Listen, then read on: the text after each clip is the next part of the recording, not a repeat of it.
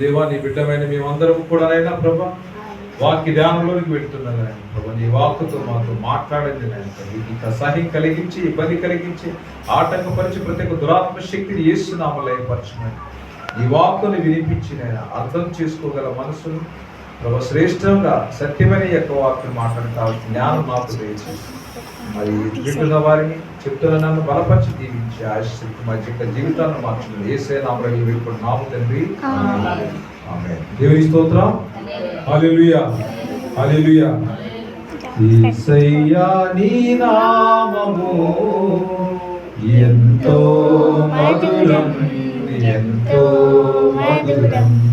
యేసయ్యా నీ నామము ఎంతో మధురం, ఎంతో మధురం. స్తుతించెదా నీ నామము, ప్రకటించెదా నీ వాక్యం.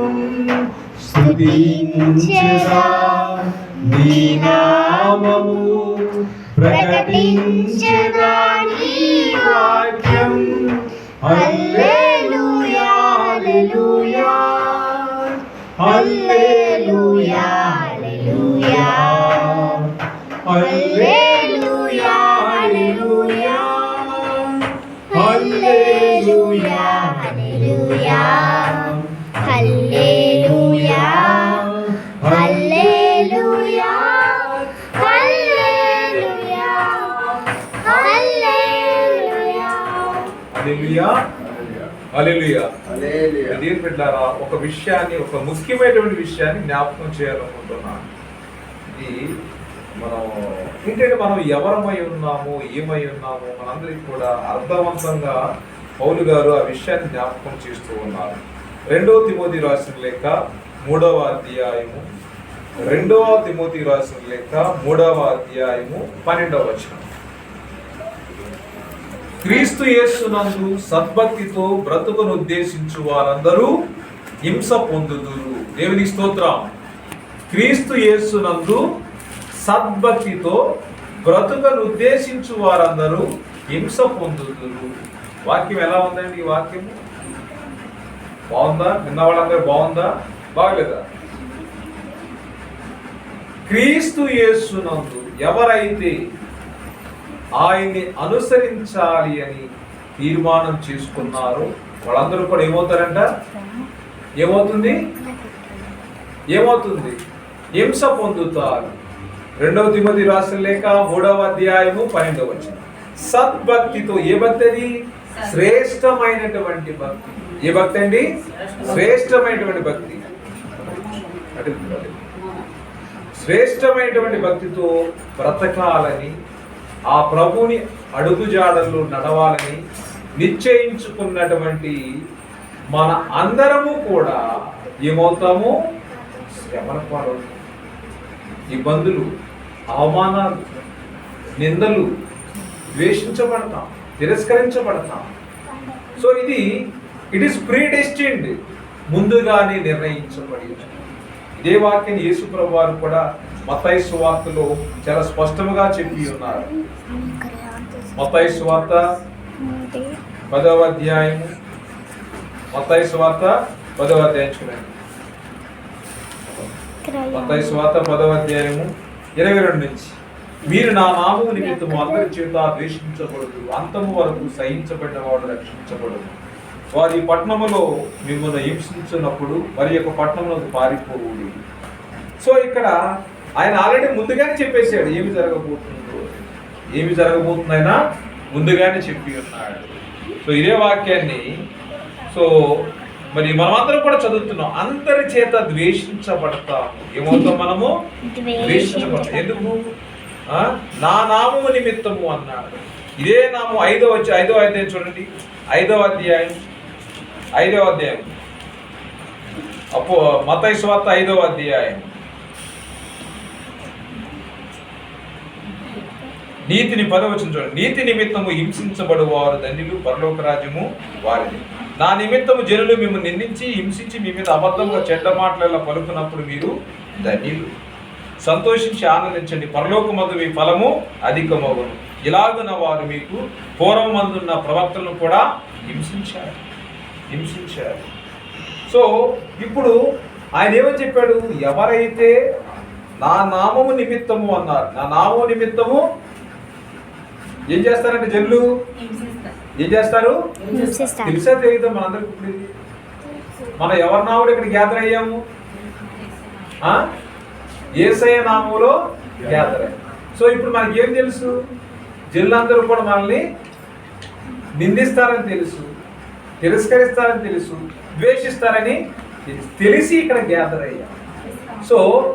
సో ఇక్కడ తెలిసి గ్యాదర్ అయ్యాం కాబట్టి ఇక్కడ ఏమంటాడు ఆయన 10వ వచనంలో, సో నా నిమిత్తం జనులు మిమ్మల్ని నిందించి హింసించి మీ మీద అబద్ధ చెడ్డ మాటలు పలుకున్నప్పుడు మీరు ధన్యులు, సంతోషించి ఆనందించండి.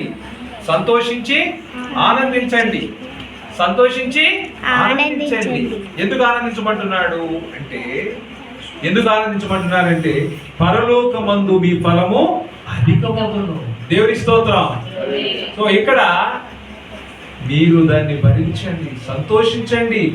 పరలోకములో మీ ఫలము అధికమవుతూ ఉన్నది, భూమి మీద కాదు. ఈ క్రైస్తవ భక్తి ఎక్కడ? ఎక్కడ? భూమి మీద భక్తి, పరలోకములో బహుమానం. భూమి మీద భక్తి, పరలోకములో బహుమానం. ఆ బహుమానాన్ని పొందుకోవాలంటే వెయిట్ చేయాలి. అది క్రైస్తవ భక్తి అండి. అంతేగాని శ్రమలు వచ్చినాయని, జనులేదో అనుకుంటారని, ఎవరు అవమానం చేస్తారని, శ్రమలు వస్తాయని నువ్వు కనుక వెనకడిగేస్తే క్రైస్తవ భక్తికి నేను కూడా అర్హులం కాదు. ఎందుకంటే సద్భక్తితో అన్నాడు. అంటే ఇక్కడ సద్భక్తితో ఆయనను అనుసరించడానికి మనం తీర్మానం చేసుకున్నాం కాబట్టి దాని యొక్క ప్రతిఫలమే శోధన వస్తాయి. వీటిని జయించండి అన్న. నేను యోహాను సువార్త 16:30 నేను లోకాన్ని జయించాను, మీరు లోకాన్ని జయించండి అన్న. So you conquer the world. అందుకోసమే మనం పిలువబడ్డాం. దేవుని స్తోత్రం. హల్లెలూయా. మనల్ని దేవుడు ఎన్నుకున్నాడు. ఆయన ఎన్నుకున్నాడు. ఎన్నిక చేయబడినటువంటి వారు, ఎన్నికలో లేని వారు చాలా మంది ఉన్నారు. వాళ్ళందరూ కూడా క్రైస్తవులు కాలేదు. కోట్ల మంది ప్రజలు ఉంటే the highest number of the people believe in Christ. ప్రపంచంలో అతిగా ఎక్కువ మంది విశ్వసించేటువంటిది యేసుక్రీస్తుని. ప్రపంచంలో ఎక్కువగా జనాలు కొనుక్కున్న పుస్తకం బైబుల్. ప్రపంచంలో ఎక్కువ మంది గ్యాదర్ అయ్యేది చర్చిలోనే. సో మరి ఈ రోజున ఏమి జరుగుతున్నది అంటే నిలకడ లేనటువంటి భక్తి ప్రయాణం అవుతూ ఉన్నది. దీన్ని ఇక్కడతోనే మనం కట్ చేయాలి. లేకపోతే అది సెలయేరులేగా పైకి భక్తి, వేషాధారణ పూర్తిమైన భక్తి ప్రాకులు వ్యాప్తి చేయాలి. చాలా డేంజరస్. ఏమంటాడు ప్రకటన గ్రంథంలో? అంటాడు, అయితే వెచ్చగా ఉండు, లేకపోతే చల్లగా ఉండు, నులివెచ్చగా ఉండొద్దండి. ఎలా ఉండకూడదు? నులివెచ్చగా ఉండకూడదు. ఉంటే వెచ్చగా, లేకపోతే పోయిన వారం కూడా చెప్పిన, అయితే ఈ ఒడ్డు ఉంటా, లేకపోతే ఆ ఒడ్డు మధ్యలో ఉంటే మునిగిపోతాం. సో అగాధములో మునిగిపోకుండా మన యొక్క జీవితాన్ని కాపాడుకోవాలంటే అందుకే ఆయన ఏమంటాడంటే taste and see that the lord is good. రుచి చూసి తెలుసుకున్నాము యెహోవా ఉత్తముడని. అంటే ఒకసారి రుచి చూసిన తర్వాత పరలోక సంబంధమైనటువంటి ఆ వరాన్ని రుచి చూసిన తర్వాత ఎవరు కూడా వెనక్కి వెళ్ళలేరు. ఇది నిరీక్షణ కలిగినటువంటి భక్తి, ఓపిక కలిగినటువంటి భక్తి, శాంతము కలిగినటువంటి భక్తి, సహనము కలిగినటువంటి భక్తి క్రైస్తవ భక్తి. దేవుని స్తోత్రం. హల్లెలూయా. సహనము లేనివాడు, శాంతము లేనివాడు, నిరీక్షించలేనివాడు క్రైస్తవుడు కాదు. అందుకే మనమందరం కూడా పిలువబడినాం. పిలిపిడి దేవుని బిడ్డలారా, ఇక్కడ అందరూ ద్వేషిస్తారని అందరి చేత, ఒక్కడు కూడా అందరి చేత యేసు ప్రభువు చాలా స్పష్టంగా చెప్పారు 10వ అధ్యాయం. అందరి చేత ద్వేషించబడతారు మీరు అన్నారు. 5వ అధ్యాయం మీరు నా నిమిత్తం నిందించబడతారు అన్నారు. నిందపడువారు ఎవరు? ధన్యులు. ఎందుకని? ఆ నింద ఎవరి కోసం అనుభవిస్తున్నావు? నువ్వు అనుసరిస్తున్నటువంటి యేసు నిమిత్తం నువ్వు నిందలు పడైతే అది నీకు బహుమానమే. నువ్వు చేసిన తప్పులకి నువ్వు నిందలు పడ్డావా, తప్పులేదు పర్వాలేదు, కానీ ఆయన పేరును బట్టి నువ్వు నిందించబడ్డావా, గరుడవు. దేవుని బిడ్డలారా, ఈ రోజున మనం ధ్యానం చేయాల్సిన వాక్యం అదేనండి, శ్రమలు. శ్రమలు ఎందుకంటే ఆ శ్రమలలోనే జయ జీవితం ఉంది. ఈ యొక్క శ్రమలను తట్టుకొని గొప్ప జీవితాన్ని జీవించిన భక్తులు చాలామంది ఉన్నారు. విశ్వాసాన్ని విడిచిపెట్టలేదు. హెబ్రీలు రాసిన లేఖ 11వ అధ్యాయం చూడండి. హెబ్రీలు రాసిన లేఖ 11వ అధ్యాయము 30 చూడండి మాస్టర్. 32 నుంచి. ఇకను ఏమి చెప్పుదును? గిద్యోను, బారాకు, సంసోను, యోప్తా, దావీదు, సమూయేలును వారిని గూర్చియు ప్రవక్తలను గూర్చియు వివరించుటకు సమయము చాలదు. వారి విశ్వాసం ద్వారా రాజ్యములను జయించిరి, నీతి కార్యములను జరిగించిరి, వాగ్దానములను పొందిరి, సింహముల నోలను మూసిరి, అగ్ని బాణములను చల్లార్చిరి, ఖడ్గదారులను తప్పించుకొనిరి, బలహీనులుగా ఉండి బలపరచబడిరి, యుద్ధములో పరాక్రమశాలురై అన్యుల సేనలను పారద్రోలిరి. దేవుని స్తోత్రం, హల్లెలూయా. ఎవరండి వీళ్ళందరూ కూడా? దావీదు ఏ పార్టీ వాడు? గిద్యోను ఏ పార్టీ వాడు? గోధుమలు దొల్లగొడుతున్నటువంటి వ్యక్తిని దేవుడు తీసుకెళ్ళి యుద్ధం చేయమన్నాడు. దేవుని స్తోత్రం. మరి ఇక్కడ దేవుని బిడ్డలారా, ఎరికో గోడలు కూలిపోయి విశ్వాసం బట్టి 7 దినములు ప్రదక్షిణం చేసి ఏమైపోయిందండి? ఎరికో గోడలు కూలిపోయాయి. 7 మార్లు విశ్వాసం బట్టి 7 మార్లు దాని చుట్టూ తిరిగి ప్రార్థన చేస్తే కూలిపోయాయి. చిన్నప్పుడు నేను విన్నాను, చర్చికి వెళ్తున్నప్పుడు చర్చ్ ఫాదర్ గారు నీ గురించి ప్రార్థన చేసి చచ్చిపోతాను నేను మా వాక్యం విన్నాను. ఆయన కాక నీ గురించి ప్రార్థన చేశారా? చచ్చిపోతాను. ఏంటంటే అది దైవభక్తిలో ఒక యథార్థమైనటువంటి భక్తిపరుడు, ఒక నీతి కలిగిన భక్తిపరుడు, పరిశుద్ధ కలిగిన భక్తిపరుడు ప్రార్థన చేస్తే జరుగుదా జరగదా? జరుగుతుంది. దేవుని స్తోత్రం, హల్లెలూయా. జరుగుతుంది, డెఫినెట్గా జరుగుతుంది. దేవుడు నోటి వాక్కి శక్తినిచ్చాడు. పరిశుద్ధుల నోటి వాక్కి ఏమిచ్చాడు? దేవుడు శక్తినిచ్చాడు. ప్రవక్తల నోటి వాక్కి దేవుడు శక్తినిచ్చాడు. సో ఈ రోజున మరి ఎరికో గోడను కూల్చినటువంటి దేవుడు మరి గిద్యోను, బారాకు, సంసోను బలాన్ని ఏ విధంగా పరాక్రమం, మరి అంత బలవంతుని సంసోను, యోప్తా, దావీదు చిన్న పిల్లవాడు. దావీదు ఎవరు? గొర్రెలు కాసుకునే వాడిని తీసుకొచ్చి గొలియాతు యుద్ధం చేయమంటే అసలు ఆ యొక్క ఆభరణాలు, ఆ రాగి అంటే 50 తులాలు ఎంతో ఉంటుందంట. అది చదువుతుంటే 1 సమూయేలు 17వ అధ్యాయంలో ఉంటుంది, చదవండి. ఎలాగా ఆ యొక్క గొలియాతు అలంకరింపబడ్డాడు అక్కడ చదువుతా ఉంటాం. ఆ యొక్క రూపాన్ని చూస్తే ఎవరు ముందున్న వాళ్ళు ఎవరు కూడా ఆయన యుద్ధానికి వెళ్ళరు.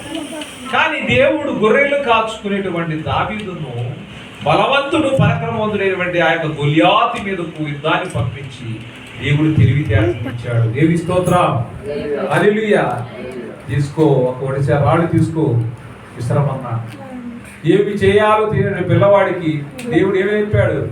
యుద్ధం చేయడం నేర్పించాడు. దేవుని స్తోత్రం, హల్లెలూయా.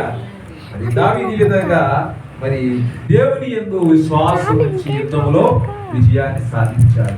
విశ్వాసం ద్వారా రాజ్యములను వారు జయించిరి, నీతి కార్యములు జరిగించిరి, వాగ్దానములు పొంది, సింహాల నోళ్లను మూసిరి.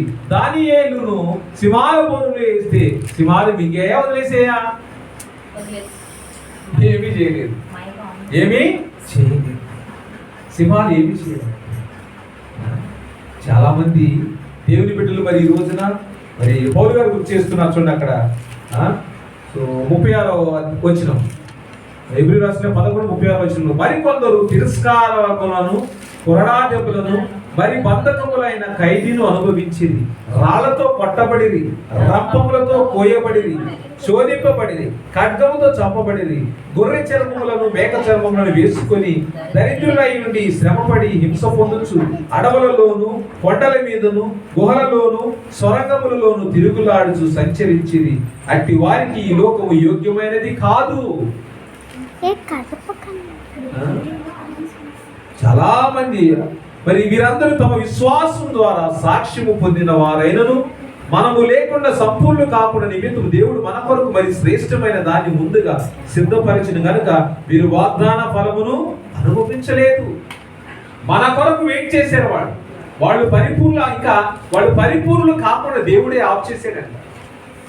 వాళ్ళు ఇది శ్రమలు పొందినా కానీ still God is waiting for you and me. నీ కొరకు నా కొరకు వారు పరిపూర్ణులు కాకుండా ఇంకా ఆఫ్ చేశారు. మనము పరిపూర్ణం అవ్వాలని ప్రవక్తలను శిష్యులను ప్రభు కొరకు ప్రాణత్యాగం చేసిన వారిని పరలోక రాజ్యములో మరి ఆయన రెండవ రాకడ వరకు కూడా వారందరినీ కూడా ఎదురు చూసేలా చేశాడు. దేవునికి స్తోత్రం. హల్లెలూయా, హల్లెలూయా. సో ఈ రోజున ఈ విషయాన్ని ఆలోచించాలి ప్రియ దేవుని బిడ్డలారా. మిఖాయేలు ప్రకటన గ్రంథంలో చదువుతున్నాం. మిఖాయేలు సాతానుతో యుద్ధం చేశాడు. ఎందుకు యుద్ధం చేశాడు అంటే దేవుని బిడ్డలారా, దేవుని నామాన్ని మహిమపరచడం కోసం మిఖాయేలు యుద్ధం చేశాడు. ప్రకటన గ్రంథము 12వ అధ్యాయము 7 నుంచి 10 వచనాలు చదువుతాం. అంతటా పరలోకమందు యుద్ధము జరిగెను. మిఖాయేలును అతని దూతలను ఆ ఘట సర్పముతో యుద్ధము చేయవలని ఉండగా ఆ ఘట సర్పమును దాని దూతలను యుద్ధము చేసిరి గాని గెలువలేకపోయిరి. చదవండి. గనుక పరలోకమందు వారికి స్థలము లేకపోయేను. దేవుని బిడ్డలారా, ఆ ఘట సర్పము అంటే దేవుడి ఘట సర్పం ఎలా ఉందో తెలుసా? 4వ వచనం చూడండి, 12:4. దాని తోక, దేని తోక?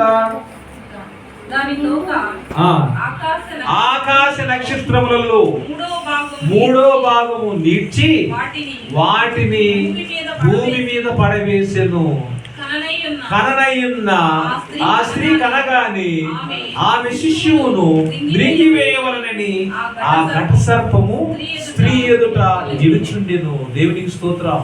దేవుని బిడ్డలారా, ఇక్కడ 2 రకాలైనటువంటి ఉపదేశములు ఉన్నాయి.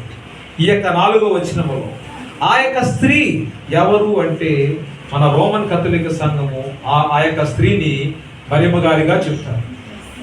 మరి ఈ యొక్క ఎవరైతే మరి రెవల్యూషనరీ క్రిస్టియన్స్ ఏమని చెప్తారు, రిఫార్మ్డ్ క్రిస్టియన్స్ ఏం చెప్తారంటే మరి ఈ యొక్క స్త్రీ ఎవరంటే సంఘము అంటారు. ఈ యొక్క స్త్రీ ఎవరంటారు? సంఘము అంటారు. సో అంటే ఇక్కడ 2 విధాలుగా మరి అంటే ఆ విశ్వాసాన్ని బట్టి 2 విధాలైనటువంటి ఉపదేశములు ఉన్నవి. మరి ఈ రోజున మనం తీసుకునే ఉపదేశం ఏంటంటే ఆ స్త్రీ ఎవరంటే సంఘము. ఆ స్త్రీ ఎవరు? సంఘము. ఈ సంఘములో ఆ స్త్రీ కలిగినటువంటి ప్రతి ఒక్క బిడ్డ కూడా ఈ యొక్క సాతాను ఏం చేయాలనుకున్నాడు? మిరిగి వేయాలనుకుంటున్నాడు. దేవుని బిడ్డలారా, ఎవరైతే నూతనముగా రక్షణలోకి వస్తున్నారో వాళ్ళని మింగివేయాలని సాతానుడు ఎదురు చూస్తూ ఉన్నాడు. సో ఆ యొక్క సాతాను యొక్క ప్రాకారాలను పడగొట్టడానికి దేవుడు నిన్ను నన్ను ఒక ఖడ్గముగా, ఒక ఆయుధముగా, ఒక ఉత్తరవాదిగా దేవుడు ఏర్పాటు చేసుకుంటూ ఉన్నాడు. సాతాను యొక్క అగ్నిబాణాలను ఎదుర్కోవాలంటే దేవుడిచ్చేటువంటి సర్వాంగ కవచము ధరించుకుంటేనే ఎవరైనా కానీ అపవాది వేసేటువంటి అగ్నిబాణాలను ఆపగలరు. దేవుడిచ్చేటువంటి సర్వాంగ కవచము ధరించుకోకుండా అపవాది వేసేటువంటి అగ్నిబాణాలు ఎవరు ఆపివేయగలరు? శోధనలో మునిగిపోతాం, శోధనలో అపవాదికి బానిసలైపోతాం, లొంగిపోతాం. సో కాబట్టి ఆ యొక్క జీవితాన్ని దేవుడు మనకు ఇవ్వలేదు. బిడ్డలారా, సాతాన్ని జయించడం కోసమే ఈ రోజున దేవుడు మనందరినీ కూడా ఇక్కడ నిలబెట్టి ఉన్నాడు. కాబట్టి మరి మీరు మరి ఇంకొక వాక్యం చదువుకుందాం.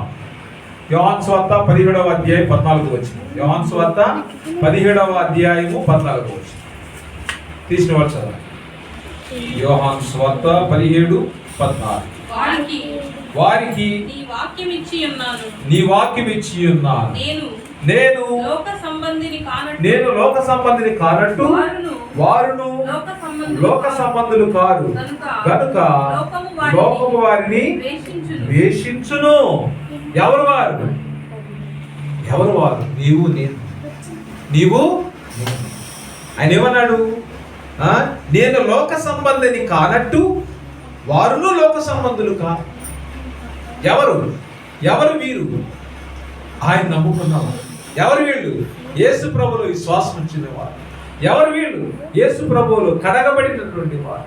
యేసే దేవుడిని ఒప్పుకొని ఆయన అడుగుజాడలు నడుస్తూ ఆయన మార్గంలో నడుస్తున్నటువంటి వారు. ఎవరు వీరు? నిజమైనటువంటి క్రైస్తవులు. వీరు లోక సంబంధులు కాదు. దేవుని స్తోత్రం. హల్లెలూయా, హల్లెలూయా.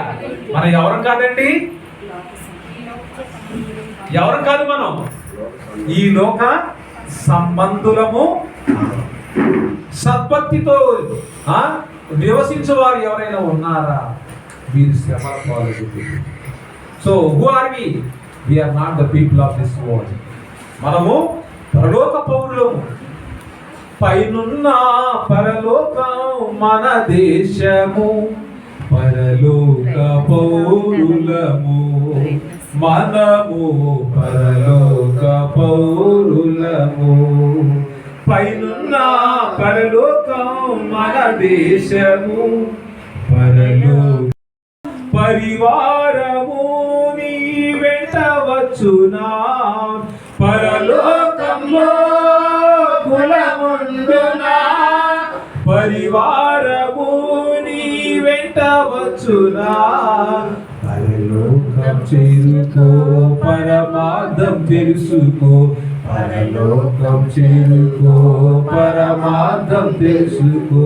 పైనున్న పరలోకం మన దేశము, పరలోక పౌరులము మనము, పరలోక పౌరులము. మీరు ఎవరు కాదు? ఈ లోక సంబంధులు. రప్పలతో పోయబడ్డారు. రక్తం కారుతున్నప్పుడు అంతగా సేవ చేశారు. ఇన్ని విధాలుగా వారు జీవించినప్పుడు దేవుడు వారికి తోడుగా ఉండి నడిపించి ఉన్నారు. దేవుడి బిడ్డలారా, మరి ఇప్పుడు శ్రమలు వస్తాయా రావా? లక్ష్మణ్ వస్తాయా రావా శ్రమలు? మరి ఏం చేయాలి? పాము చూసి పరిగెడతారా? పాము చూసి కర్ర తీసుకొచ్చి నిలబడతారా? అవునా కాదు? కర్ర లేనివాడు పారిపోతాడు, కర్ర ఉన్నవాడు ధైర్యంగా నిలబడతాడు. క్రైస్తవుడు కూడా శ్రమలు చూసి పరిగెత్తాడా?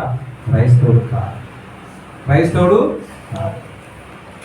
లోకములో జీవిస్తున్నప్పుడు అనేక విధాలుగా మనల్ని మభ్య పెడుతూ ఉంటారు.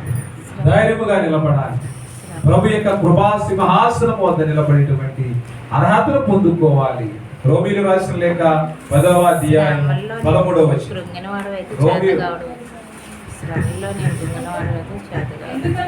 ఎందుకనగా ప్రభు నామమును బట్టి ప్రార్థన చేయువాడు ఎవడో వాడు రక్షించబడును. దేవునికి స్తోత్రం. హల్లెలూయా.